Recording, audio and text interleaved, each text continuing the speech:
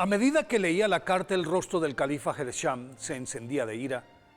porque le parecía inconcebible que Juan Damasceno, su tesorero y hombre de absoluta confianza, fuera capaz de ofrecerle en bandeja de plata el reino de Damasco a su enemigo, el emperador bizantino León III, apodado Isáurico, al que le prometía abrirle las puertas de la ciudad para que entrara y la arrasara. Entonces lo mandó a llamar, y cuando lo tuvo en su presencia le recriminó el hecho de que, por ser el único cristiano que formaba parte de su círculo íntimo y tenía acceso a sus secretos y a los del Estado, su traición era más dolorosa y por lo tanto merecía la pena de muerte. Damasceno proclamó su inocencia y le señaló que los rasgos de su letra diferían de la sutil falsificación. Ante estos argumentos el califa empezó a dudar, pero como soberano no podía retractarse y optó por conmutarle la pena de muerte por la amputación de su mano derecha con la que supuestamente había escrito la misiva. Esa misma tarde se la cercenaron y le concedieron la gracia de guardarla, lo cual hizo con mucho cuidado Juan Damasceno, quien milagrosamente había perdido muy poca sangre y pudo regresar por sus propios medios a casa, en la que se encerró a orar y a pedirle a la Santísima Virgen que le ayudara a demostrar su inocencia. Y cuenta la tradición que al instante la mano se adhirió al brazo sin que quedara huella alguna de la mutilación. Y al otro día compareció ante el califa Gersham, que al ver probada su rectitud mediante ese prodigio, le pidió perdón, le ofreció los más altos cargos, honores y que todo lo que deseara se lo concedería. Juan Damasceno aprovechó para cristalizar su viejo anhelo de dedicar su vida a Dios en el silencio de un monasterio, y el compungido monarca tuvo que aceptar su solicitud sin chistar.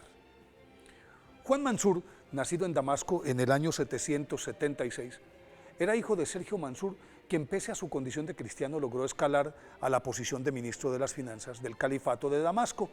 gracias a su probidad, transparencia y a su acendrada piedad, lo que de hecho le concedió la libertad suficiente de educar a su hijo con los mejores preceptores, entre los cuales un viejo y sabio monje llamado Cosme, que se encargó de su esmerada formación religiosa y lo convirtió en un hombre devoto de oración constante y notable erudición sobre sagradas escrituras. Pero tras la muerte de su padre, Juan Damasceno, nombre con el que ya se le conocía y que es el gentilicio de los nacidos en Damasco, heredó su cargo de ministro de finanzas, en el que demostró su capacidad administrativa y una honestidad a prueba de todo. Esa dignidad y sus vastos conocimientos le permitieron enfrentar con autoridad moral y sólidos argumentos los ataques de León Isáurico contra la Iglesia Católica y sus fieles, que rendían culto a las imágenes de nuestro Señor Jesucristo y de la Santísima Virgen. Entonces, el iconoclasta emperador bizantino,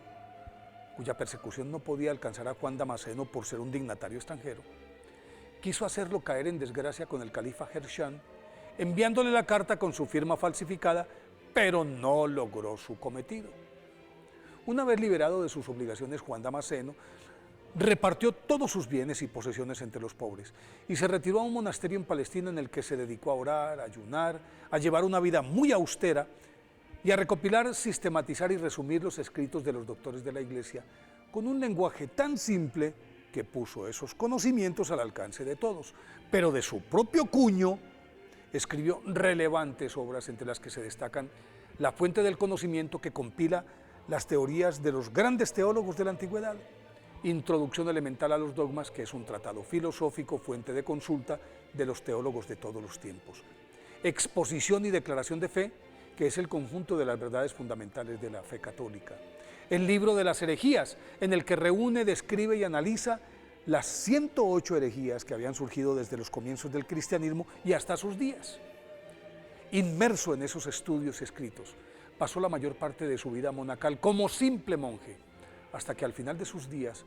por petición expresa del patriarca de Jerusalén, fue ordenado sacerdote y continuó escribiendo hasta su muerte acaecida en el año 749. El Papa León XIII